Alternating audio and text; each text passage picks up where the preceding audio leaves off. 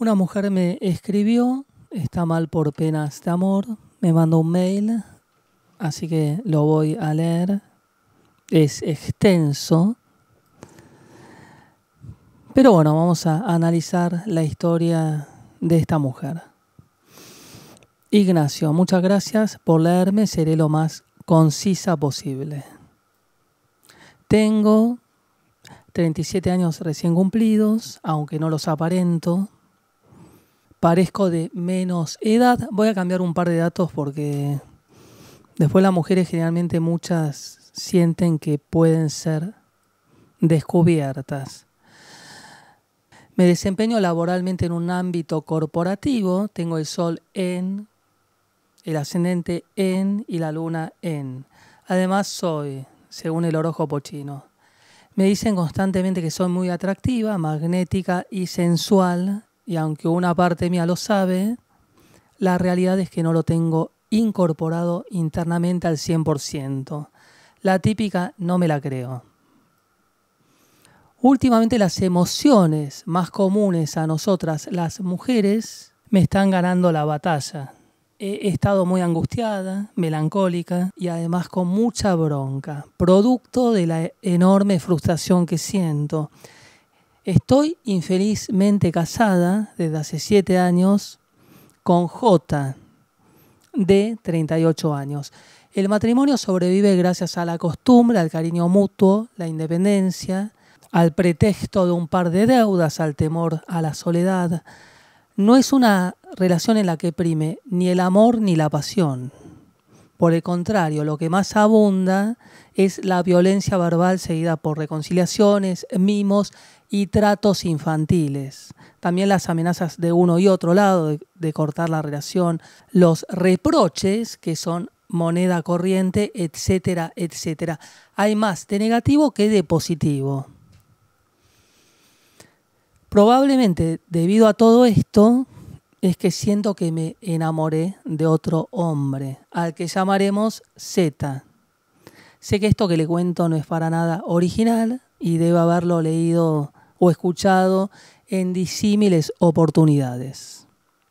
Z es un hombre que está de novio hace 10 o 15 años con la misma mujer, sumamente tímido y de clase humilde. Lo conozco hace 3 años y según su fecha de nacimiento, él es un geminiano con ascendente y la luna. No sé si hice bien las cuentas, por lo que le doy la libertad para que me corrija si su ascendente o luna llegasen a estar erróneos. Él siempre me prestó mucha atención, estaba pendiente de todo lo que yo hacía, era capaz de recordar con lujo de detalles, circunstancias, ropas, colores, horas, de aquellas situaciones en las que por alguna razón habíamos coincidido. Me hacía saber que me consideraba especial, siempre me enviaba mails, mensajes y se aseguraba de que yo sintiera que él estaba ahí, presente, pero dentro del marco de camaradería y compañero de estudios. Yo intuía que él estaba interesado o que se sentía atraído o intrigado por mí, pero mis preocupaciones constantes, mi situación matrimonial absorbían todo mi tiempo, con lo cual durante estos 3 años de interacción con Z lo traté con amabilidad, pero siempre algo distante, cordial, pero evitando los temas que sugiriesen un curso en la conversación más osado. Quizás esa misma actitud de distancia y misterio lo atrajo más aún. En esos 3 años ha habido ocasiones en que hemos caminado juntos hasta mi parada de colectivo y en ese trayecto él enfocó siempre la conversación a lo que yo sentía, a mi belleza, a las cosas en común que tenemos. Es decir, yo me sentía semi-cortejada y con poder, porque veía su interés y su devoción. Yo elegí en esas situaciones desviar la conversación hacia lo neutro.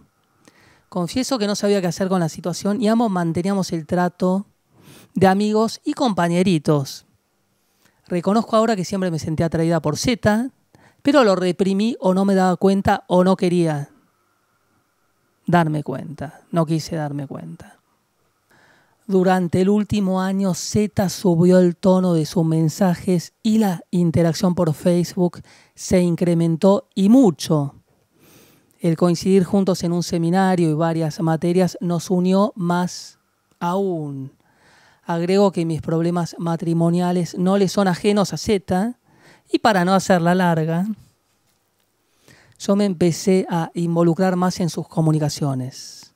Fuimos ganando confianza y poco a poco el chat se hizo extenso y las preguntas por parte de él más atrevidas, más osadas, los temas más profundos, al punto de contarnos cosas intensas en lo que a miserias propias y virtudes se refiere.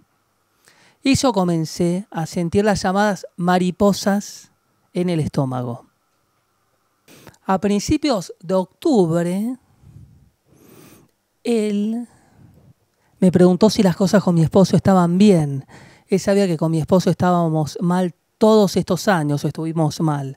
Yo le mentí, le dije que sí, que todo estaba bien, y a partir de ahí se soltó. Contradictoriamente, sus mensajes tenían otro tono, quería saber más de mí, lanzaba indirectas, como ir a tomar una cerveza una tarde o una noche, porque con el chat no alcanza. La pregunta que más me descolocó fue: ¿hiciste el amor con alguien cuando te fuiste de vacaciones? Yo ya venía perdiendo el control de la situación emocional y deseando que pasase algo entre nosotros, que saliésemos de ese chat, que concretáramos. Esa pregunta de hacer el amor con otra persona me pareció muy fuerte. Me di cuenta que de amigos ese chat no tenía nada, que algo estaba pasando, que se nos estaba yendo de las manos. 2 semanas antes coincidimos en un espacio determinado y a pedido mío, él me acompañó hasta la parada en 2 ocasiones. En esas caminatas me sentía como una adolescente enamorada. Sabía que a él le pasaban cosas conmigo y yo por fin lo estaba dejando entrar. Llegábamos a las esquinas y él se demoraba a propósito, se quedaba parado conversando conmigo, aun cuando la luz verde ya estaba. Me di cuenta que lo hacía para no llegar nunca al lugar de la despedida. Todas estas cosas encendieron una pasión en mí y un enamoramiento muy intensos. Finalmente le dije que aceptaba la cerveza y que esa pregunta se le iba a contestar personalmente, la de si hizo o no el amor en el verano. Él se mostró reticente a reunirse, aunque terminó aceptando. Le dije durante la cerveza que sus mensajes ambiguos habían llegado, que lo de amigos no iba más, que la idea del encuentro era blanquear la situación para saber dónde estábamos parados. No hubo un solo beso en las 4 horas que estuvimos hablando, solo miradas intensísimas y la confesión por parte de ambos de lo que nos pasaba. Raro, ¿no? ¿Qué quería yo? ¿El romance? ¿El beso? ¿El desborde? Bueno, eso no fue precisamente lo que ocurrió. Me repitió en varias ocasiones que no podía creer que estuviese ahí, que no se imaginó nunca lo que se iba a hablar en la charla, que se había imaginado una charla liviana, en contraposición con lo que realmente ocurrió. Me dio la sensación de que él no me concebía con el suficiente valor y determinación como para tomar las riendas del asunto en mis manos. Ese lado mío lo dejó estupefacto. Me dijo que no me conocía tanto como pensaba y que yo lo asombraba. Me dijo que si nuestras circunstancias fueran diferentes, él saltaría encima mío por sobre las cervezas, que no estaba en sus planes el tener que decirme nunca las cosas que había tenido que decirme. Todo esto con miradas de 2 minutos, mucha química, sensualidad en el aire y demás. Y no pasó nada. Y los días subsiguientes él estuvo esquivo. Habíamos blanqueado. Ahora hacía falta saber qué hacer con eso. Una parte mía consideraba su actuación muy extraña, muy rara. Me sentía insegura, rechazada. Un par de veces me habló por Facebook, me dijo que no sabía qué hacer. No porque estuviese mal o bien, sino por él, que si yo prefería que él no le hablase más. Y cosas así ambiguas y poco directas. 4 días después de la cerveza, Me dijo por mensaje de texto que quería saber si yo estaba triste, desilusionada, cómo estaba. Yo le dije que me sentía rara, solo eso, y que me costaba saber qué sentía él, porque no estaba hablando. Y su respuesta me dejó atónita. Me dijo que aunque se encontraba mejor, todos esos días le había costado respirar, que continuaba con una sensación muy rara en la panza, que al despedirse el día del encuentro no existía nada a su alrededor, solo un punto fijo en la nada, su mente pensando en mí, recordando lo vivido, que al día siguiente al estar con la novia no podía dejar de pensar en mí, incluso cuando hacían el amor. Eso me sonó muy fuerte. Que si en algún momento yo llegase a interesarme por alguien, que por favor se lo dijera, más allá de su situación emocional. Cerró los mensajes diciendo que se había largado a llorar por la novia, pero que prefería no contarme los detalles porque era algo sumamente privado. Al leer todo esto, quería escribirle: encontrémonos, avancemos con esto, démosle un fin a esta historia o un principio, pero me contuve y sí le dije que me pasaba igual, que no podía comer, que me costaba respirar, que mi panza tenía raras sensaciones, que las mariposas se habían multiplicado, etc.